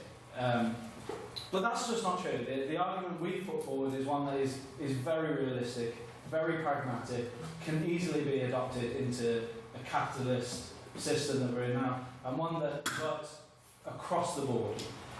One that is universal, individual, unconditional, permanent and substantial, and that can have massive effects for the reduction of poverty, for growth in enterprise and innovative thinking, one that can be cost effective, one that can be fundable, one that tackles the rise of automation and the gig economy and provides a more secure and equal society.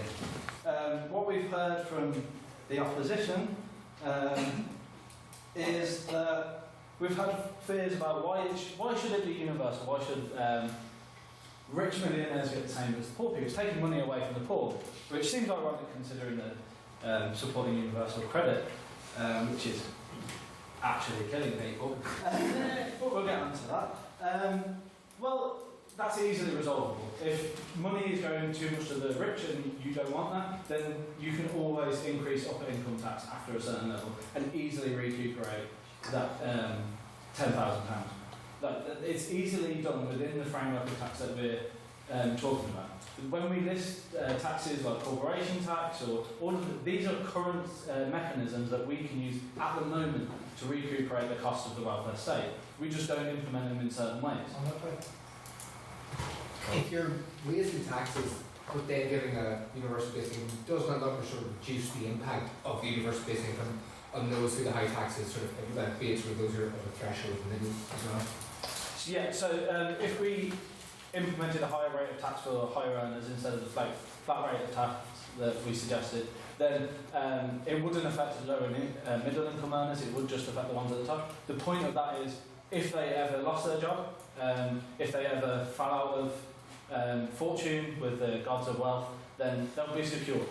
There'll be no worry for them that actually they won't be provided for, because they will be. This isn't a punish the rich lefty scheme that seeks to take money from one end and distribute it. Like, it is redistributed, but this is just as much a support net for them as it is for everyone else across the spectrum. Other issues that were raised were that it encourages laziness and that workers require uncertain conditions in order for them to be productive.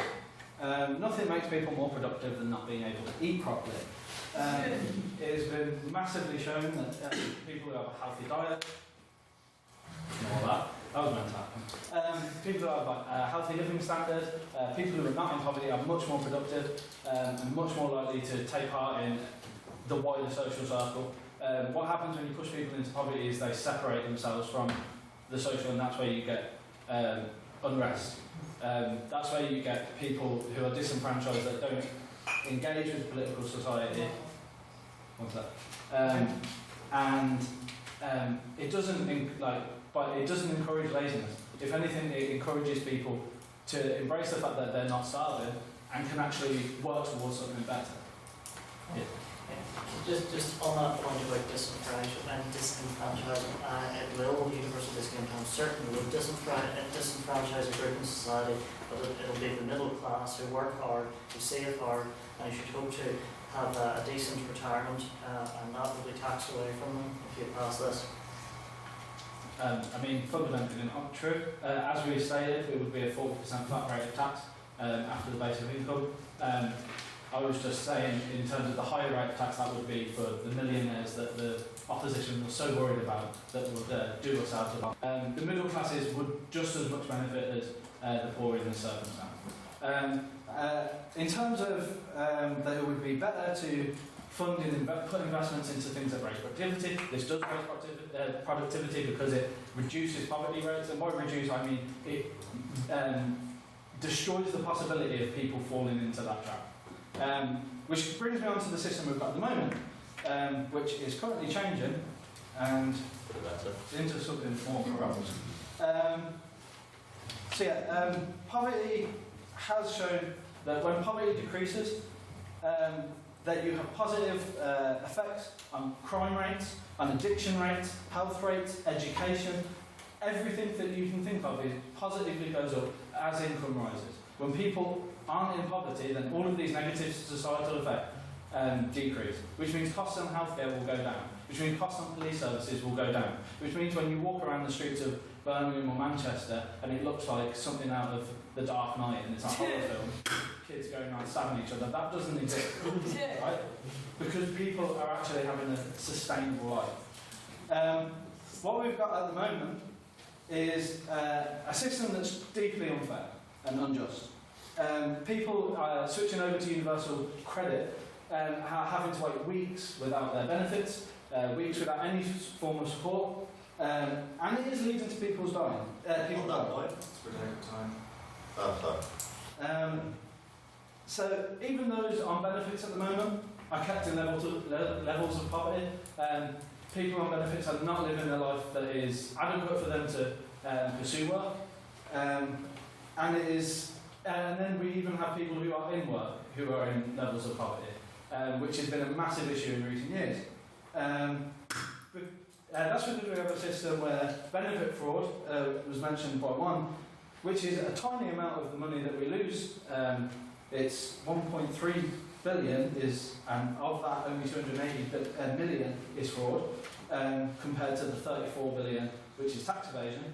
That is highlighted as the reason why we shouldn't give money to the poor people, and why benefits should be so means tested.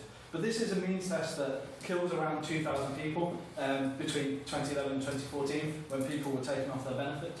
I'll just finish with a quote by Philip Alston from the UN, who recently did a report. He said, British compassion for those who are suffering has been replaced by a punitive, mean-spirited and often callous approach, apparently designed to instill discipline where it is least useful, to impose a rigid order on the lives of those least capable of coping with today's world, and elevating the goal of enforcing blind compliance over a genuine concern to improve the well-being of those at the lowest of British society. We have the chance, by implementing a basic income, to eradicate the ills, to show compassion to the other people in our country, and to unite our citizens in the universal order, where we actually can live a decent life, where we can flourish as humans. So I urge you to vote for the proposition.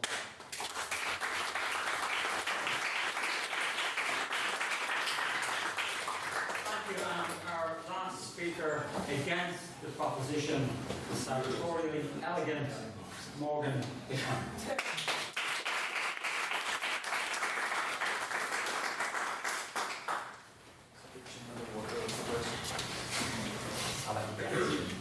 I'd like to check. So we've had an interesting one. Universal basic income is featured, obviously. We've had universal credit, the murder of the poor by a benefit system. It's been a lively one. It's been good fun.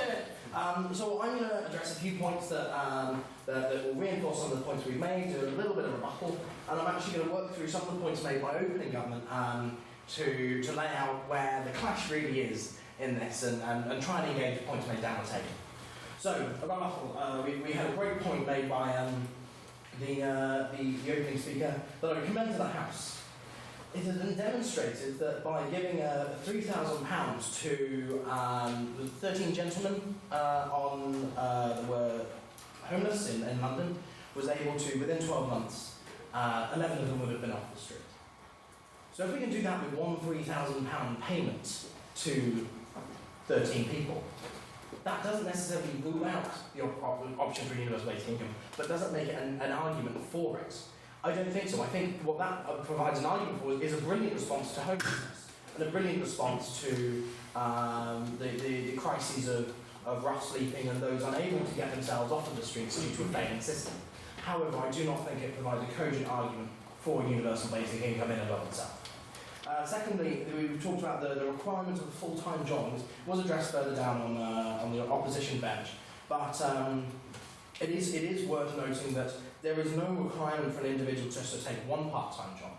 And I know this isn't necessarily a popular opinion, and obviously we've had a discussion about zero-hours contracts already, and I'm not going to go into too much detail. However, it isn't a new idea that people will double job. This is something that is in fact quite common and has been common for an extended period of time. In fact, if I were to give a personal example, not myself, I'm not this old, but in the 70s and 80s, my family members of mine decided they wanted to give it a go in London. They wanted to move down and live the life of London. And in doing so, they took up that on. They weren't from London. They didn't have a house in London. They flattered with a friend for a few weeks before getting their own place. What that gave them the necessity was to work more than one job. They were able to not only survive but thrive. They were able, and we're not talking about highly paid jobs. I'll go take it in a second. And they're not talking about necessarily highly paid jobs. We're talking about service industry. We're talking about bar work. We're talking about restaurant work, lifeguarding. These are opportunities that are open to everyone that don't necessarily require extensive skills training. And it gives people the opportunity to live a successful life in a very expensive place to live. And it was that time as well. And also save up for the opportunity to travel around North America. I'll take your point now. One of the problems with zero-hours contracts is they can't actually work two jobs because those jobs are not giving them the security in terms of letting them know what hours they're working, so sometimes it can't balance out. Even then you have people who are working 3 jobs and they're still in poverty because the jobs are so poorly paid, because they have to work at really expensive. So actually that brings me very nicely on to my next point. Firstly, yes, I do appreciate that sometimes it doesn't work for people. I appreciate that, but that's not a new thing. The zero-hours contract, at this point in time, the minimum wage was ridiculous. And in fact, most of the places the individual I'm speaking of wasn't paying the minimum wage anyway. It was reliant on tip work, much like the American service sector. So ultimately, I take your point, but I don't think it stands. Secondly, the minimum wage was actually my next point that I'd like to move on to, and I think it's a really important one. We've talked about here, we've got introduction to universal basic income. We're not addressing the requirement and the necessity of a living wage or a minimum wage for working standards for individuals. If the purpose of introducing a minimum wage, quite simply, was to provide a standard quality of life for individuals across the country, and it was to protect them in those instances from living on the poverty line from their work. So I think that's an important point to raise. However, if we're introducing universal basic income, what is the justification for keeping that policy? And if so, you then increase the risk of exploitation by businesses. Not yet, well, possibly a little bit later. Just to take a couple of things that have been raised on this side of the bench, and I think it's important, we've had a lot of conversation about tax. Everyone loves tax. But we've got one, I'm not sure if you mentioned it, please correct me if you did. Did you talk about land tax? Yes, wonderful. So there was a couple of studies done on land tax. And in fact, what it demonstrated, when under the universal basic income, the idea of someone, in fact, getting more UBI than the proposition's case, the actual land tax required to offset in the round of other things, the only one, actually, the exception to this is the corporation tax. Everything else, more or less, is balanced on the back of the worker. And the issue is that being balanced on the back of the worker, that then means that the value of their work is worth less. I actually did a quick calculation just at the back of the envelope, and this is based on the current minimum wage for a 21-year-old, so £7.50 an hour. And if someone worked for 8 hours a day, 5 days a week, 52 weeks of the year, they would earn today £15,600. If they were to have a universal basic income, that means that around £9,600 would be paid to them by the state. They would be, in total, £3,300 better off because of the tax. That is not a significant amount of benefit for an individual who is working like the absolute clappers. Like that's a lot of work for someone to be doing. There is no holidays, there is no time off. That is intense. On that point? Well, yeah, go ahead. Surely it's not better than the current system that exists in that a lot of people find themselves caught in a poverty trap in that to work means they would earn less. Well, I think that's a fair point, but I think that gives us an opportunity to re-examine our benefit system, our welfare system. Like I don't quibble with that. In fact, I would draw a distinction between UBI and negative income taxes, as mentioned by our guest chair. I think that's an alternative that I would like to see explored. And unfortunately, we've not had an opportunity to do it today. We've really focused this a bit. I think correctly so. So taxes. The other one I wanted to mention before I finish on tax was VAT. Everyone loves VAT. It's even better than sugar tax. But VAT would never increase as part of this scheme. Usually it's part of the calculations.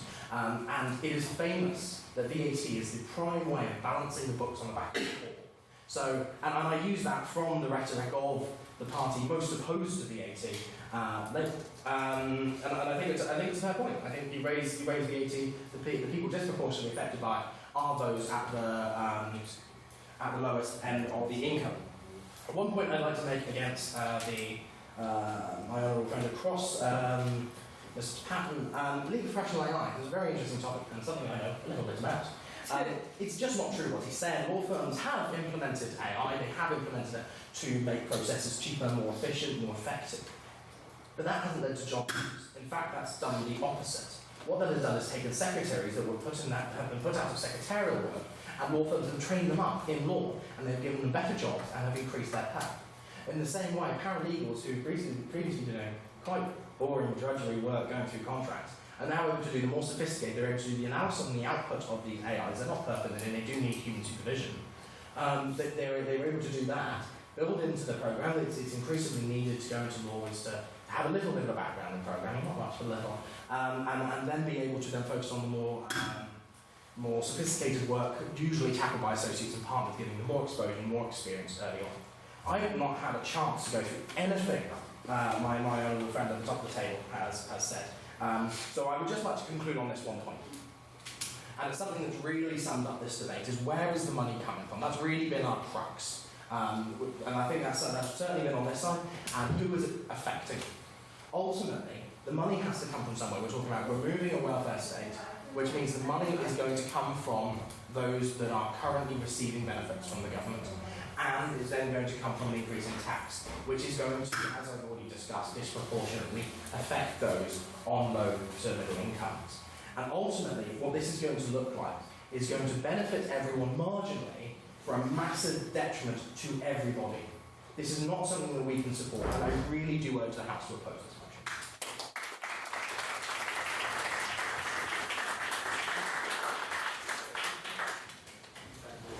So good. Thanks to Maureen for his speech, and if we could get a round of applause for all of our speakers.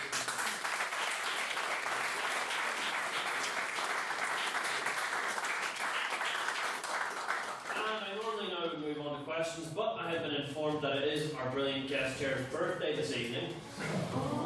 And he decided to come here. So it is with great honour that I present him with a gift from us, this Literary and Scientific Society lapel pin.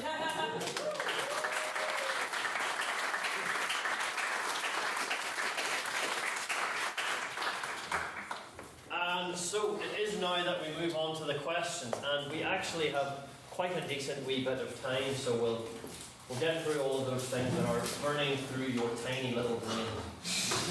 So we shall move firstly to any questions for the proposition. Go to Ms. Thorpe. So the UK doesn't operate in a vacuum. It's obviously got international trade.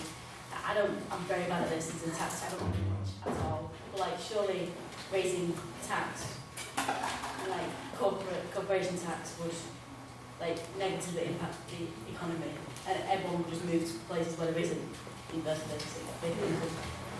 Yeah, so in my speech I outlined sort of a suite of taxes that could be considered as part of a package to pay for a universal basic income. I think one thing that the opposition really weren't coming in on was that they weren't talking about the money that we can make from cutting the personal tax allowance, and that's lost tax revenue, or actually tax revenue itself. There hasn't been proper calculations done on that. They're a bit too complicated for back of an envelope. But the suite of taxes that I was talking about could include a corporation tax increase, but I'm not personally convinced that that is the best route to follow, because generally big companies will find ways around it. That may be what you're talking about in terms of companies moving outside of the UK. Automation tax, though, definitely has potential because it's relatively straightforward, or at least a lot easier, to know which organisations are employing more and more AI in their systems and displacing workers. Other versions like land tax, asset tax, wealth tax are options. Or carbon tax for major polluters as well is something that could be perhaps more easily means tested and tracked than a corporation tax. So corporation tax wouldn't necessarily be the primary tax. It may not actually increase at all. And opposition to respond? So just to clarify the point I made earlier, I wasn't talking about the benefit to the government from the taxes and the money saved. I was talking about the burden being put on the person having to pay more tax and losing out on the basis of that. That was the point I was making. That said, I think it's a very important point you made about corporation tax. Corporation tax, as we've talked about, with the exception of the carbon tax that was just raised there, the majority of the taxes are reliant on workers and those benefiting from UBI paying higher taxes and making increased contributions to the taxation system, as has just been admitted by the honourable people just here, in saying that there's a benefit to the tax system because there's going to be an increased revenue from tax, because there's not going to be any personal tax allowance and there's going to be an increased tax revenue. So that means more tax is going to be paid by individuals, because otherwise, if you don't pay it, you don't get it. So, that said, the real issue here is that where the burden of taxes are going to be felt most, and ultimately the opposition feel that it is going to be balanced on the workers, not those that really have the wealth up on the corporation side of things. And any questions now for the opposition in the room? Any at all? No? Yes. Mr. Boyd? Well, yeah, this is the first speaker in opposition was talking about lack of incentive, which would stop people from working. Is it not more valuable for people having a basic income that have more time to dedicate to studies or to go back to school, or to spend people who are caring for elderly relatives or caring for children? Is that population not more valuable than what they would contribute by taking kind of a lower labour job?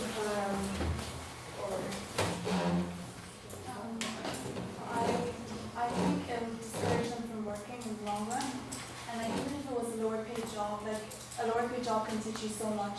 Like just like the smallest type of skill will help you so much in the long run. So it doesn't have to be a long shot job or whatever. I personally think it would discourage you from wanting to work in the future if you were just paid something each month, every year, and it basically discourages you from working. One of the propositions respond? Yeah, sure. At the end of the day, we were talking about whether or not we want people at the lowest level of society to continue working in terrible, appalling jobs like mine, or those are words anyway. Or whether you want to offer them the opportunity to go back to school, to offer more to society, to take care of their family, to take care of their children, to take care of their parents, to ensure, well, everybody's happy.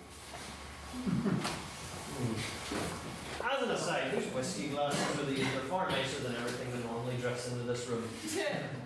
So we do those. Yeah, okay. That was the point. Who's on? Any abstaining points? And I mean actually abstaining points this time, not where you direct a question to one side. Mr. Nairn. Alright, so I would ask both sides of the debate here tonight, do you believe that there is an inherent moral or ethical value to work or working a job? And if a world could be created where nobody had to, whatever fantastical circumstances had to arise, if a world could be created where nobody had to work, would that be a world you would like to see brought about? I know he will.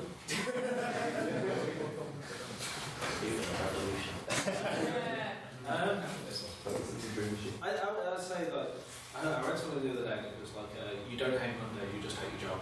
And when everyone has there's a sense of dread when you go to work in a lot of places, and the majority of people don't have the luxury of actually choosing a vocation, choosing something that they actually enjoy doing. And that is very much a privilege of those who can afford to take time to think about that. And one of the sort of freeing things of this policy would be having that extra level of security doesn't stop people from working, and actually the majority of people want a job. People want to work because it's really boring sitting on an arse all day, as my student life has told me. People want to work, but people don't want to work things they don't enjoy. And having that extra security means they can dedicate the time to going into the practices that they would thrive in. If the opposition wish to respond, you do not have to. You're good, Simpson. Oh, let me do it. Do we have to respond? Nah. I mean, I can't compel you to say anything. I'm more than happy to respond to Russell's point. Can I ask a clarification? I am allowed to do that, aren't I? He said that if we could have the gay luxury space communism, would Well, more than part of the question is the first half. Yes. So, is there an inherent moral or ethical value to work? I missed out the info. I'll pick up on that first then. I think there is. I think there is a value to working, and I think there is a value to contributing.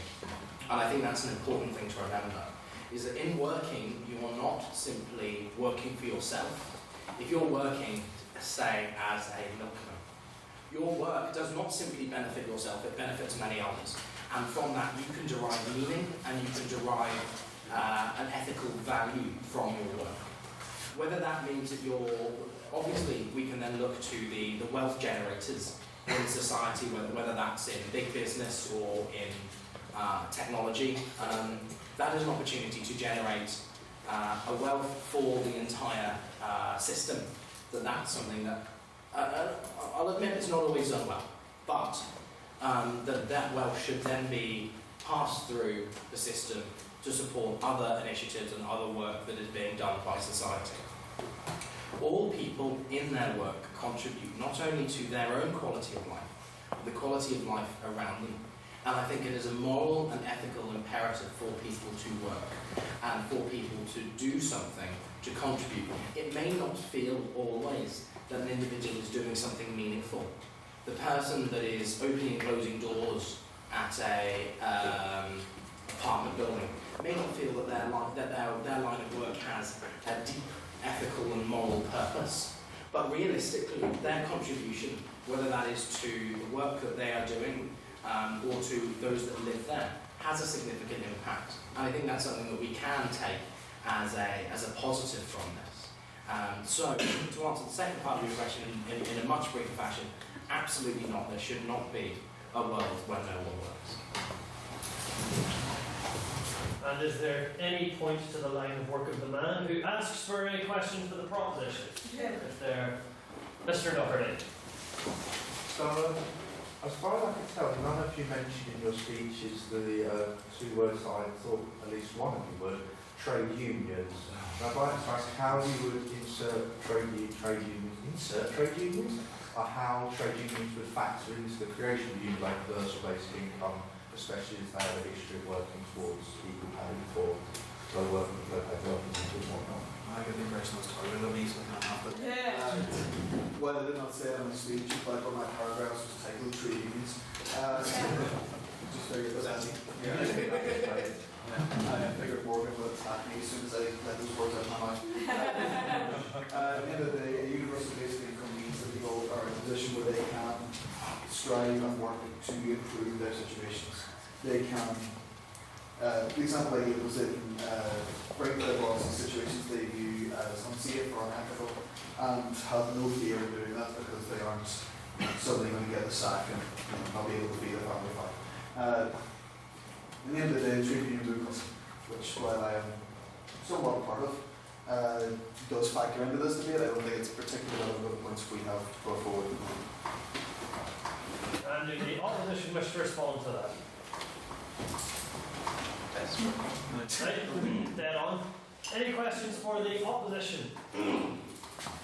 It's Mr. Money. We are now on the 30-second question, 30-second answers rule, so that we're on good time. So. Alright, so I'll be quick. Just to take up what Mr. Hickman said on the previous answer, and ask really, is there that connection between work and contributing to society? Because you have lots of jobs at the moment which don't contribute anything to society. Like if you're a lawyer for a firm trying to help them dodge tax, that's really not contributing anything to society.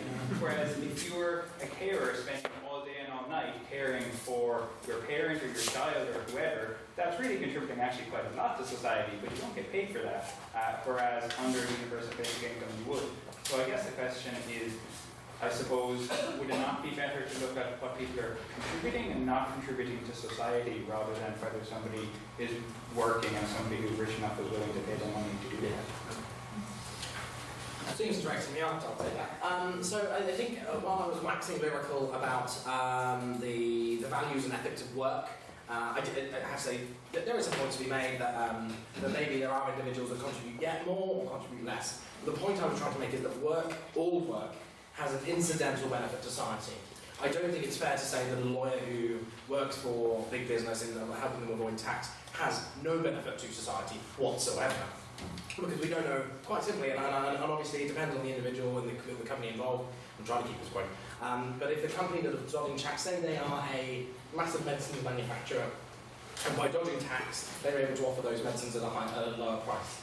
That is tangentially a benefit. This is what I'm trying to say. Like, it may not be obvious, it may not be clear, but there is some benefit to each one.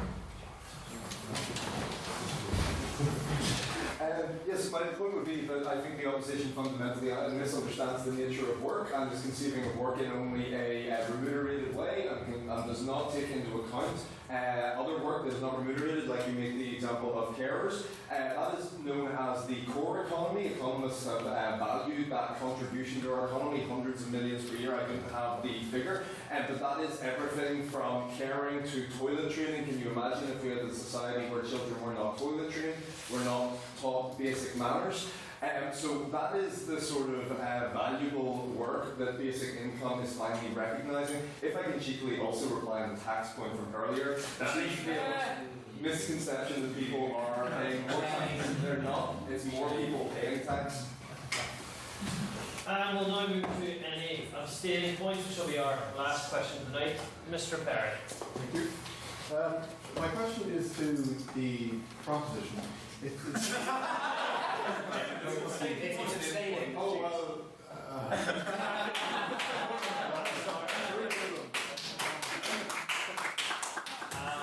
Abstaining points. Can you say it? Abstaining I guess just on the question of morality and ethics, to both sides, what do you think about whether we should be encouraging the working populace to be asking for handouts, full stop, over and above what they already obviously have? Thank you. Is that abstaining? You test me on these every week. I don't know. Opposition to respond first this time, if you desire to. I'm not happy to know this. Daybreak? Okay. I gave it. Can I have that question again? We had a bit of back and forth about that. What was the question? So I'm encouraging, would it the universities just not encourage people to ask for more than they're already getting benefits? Right. Pretty sure that's not abstaining. But that's aside. I will endeavour to respond to it in an abstaining way. I'll try. There's an example, there's a study done on the basis in Australia that looked at benefits versus UBI. And actually, on the basis of a $18,000 a year universal basic income, which is actually quite generous. Obviously, the exchange rates out of that, but $18,000 a year actually would have a massive detriment to single mothers currently benefiting from the benefit system over there. That would involve them losing in the region of $25,000 a year.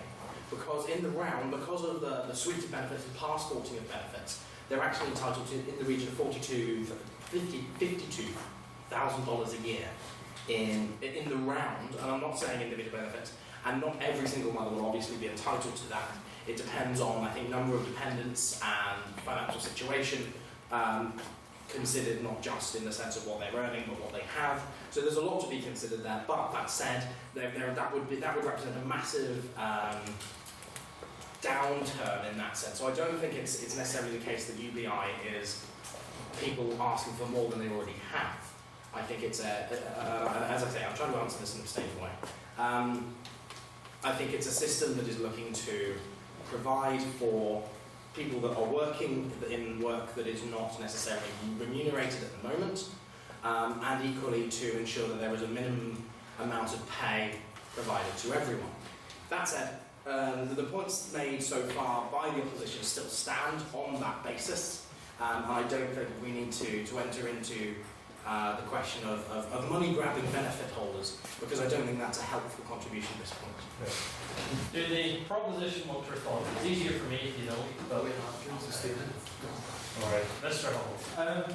I would say that that petition is definitely not generous to single mothers, as the Australian one and the seems to be. Also, like, the reason, I mean, this would probably appeal to your conservative sensibilities. The reason why the universal basic income isn't a ridiculous amount is because it's not a comfortable level loan. That amount of money, whilst it is above poverty line and it's not pushing people into poverty or solving a lot of issues, it isn't stopping people from wanting to work. You're not saying that you're comfortable now, you can live it, you can get all the latest gadgets. That's not true. Actually, because it's at that level, it encourages people to still go out there and seek to increase their earnings. I won't go into the morals of the rest of what you said. It's getting a wee mite personal in here, so I'm happy to end. That was little Steve concerned. No, Steve. Right, and then the questions now. Before we go to a vote, it is my great pleasure to once again welcome up Professor John Barry to offer some closing remarks.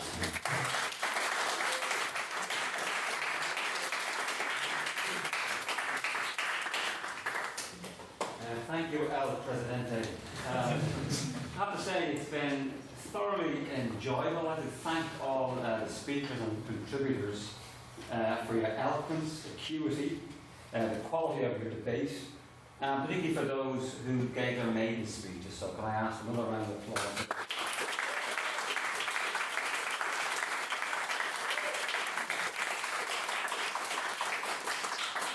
Our evening this evening has ranged from the lows of zero coke introduced by El Presidente, 0 hours contracts. I've heard coke, woke, and quite a lot about being broke in terms of either our open benefit system or on poverty. We've had references to work or Adam's curse, to the joy perhaps of tax. We've had sophistry, of which we would expect in such a debate, sophistication, and the liberal use of statistics. As I always tell my students, remember this about statistics. She uses statistics like a drunk uses a lamppost for support rather than illumination. I go away.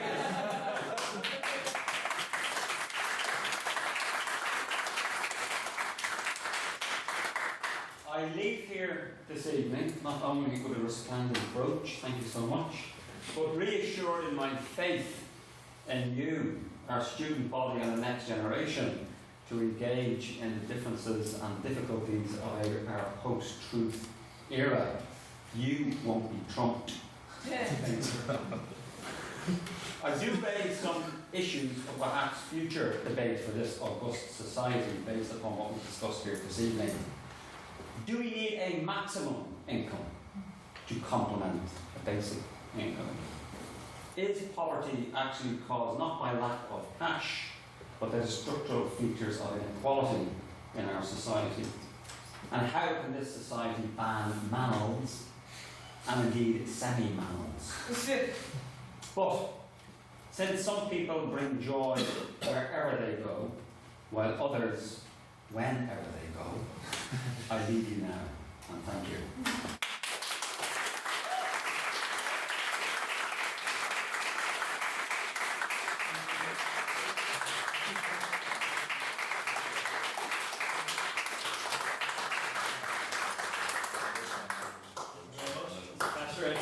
It is, as I said, very refreshing to have someone with some wit sitting in the big chair for myself. So, it is now time for the ever-important vote, and this vote is our vote on speaker ability.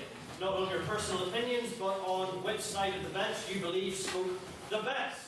So, get your membership cards ready. If you don't have your card with you, I'll know who you are regardless.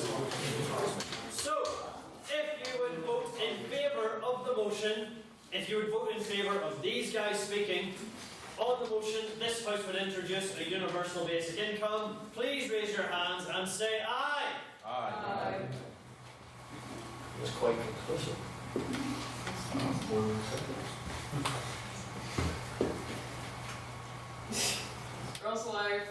time.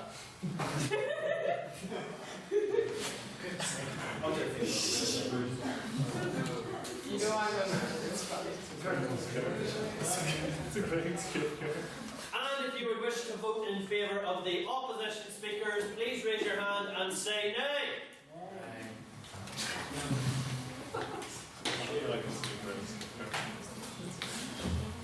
I'll pat my own back if no one backs mine. Oh, I'm joking.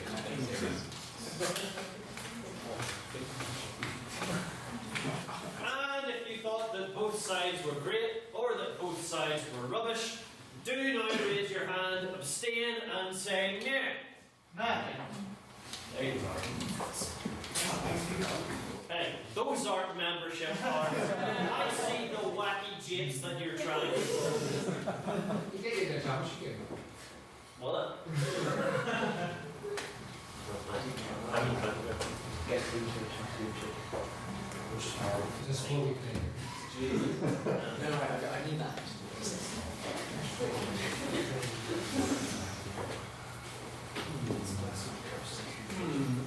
So, Matthew Bradley, could you perhaps pertain to me the information and relay what the results of that vote that we just had was? Yes. There were 23 ayes, 7 nays, and 10 abstentions. The ayes have it then, the ayes.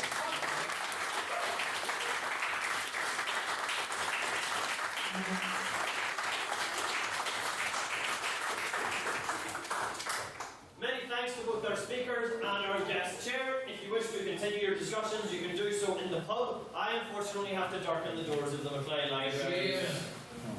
So, we have our Christmas dinner is next Tuesday. If you wish to pay to go to that, please see one of us now. If you want to pay the money digitally, PayPal it over to hdobbin14@gmail. That's me, and I promise the money's just resting in my hand.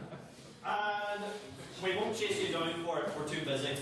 So if you want to go, make sure you do that. Internal meeting is next Friday. If you wish to suggest motions, there's a spreadsheet online for it. Get on that as well. Christmas debate next Thursday. I'll be wearing a silly Christmas jumper to it. Recommend everyone else does the same. That'll be a thing now. And yeah, I think that covers it. Great to see you as always. And I do declare the meeting adjourned.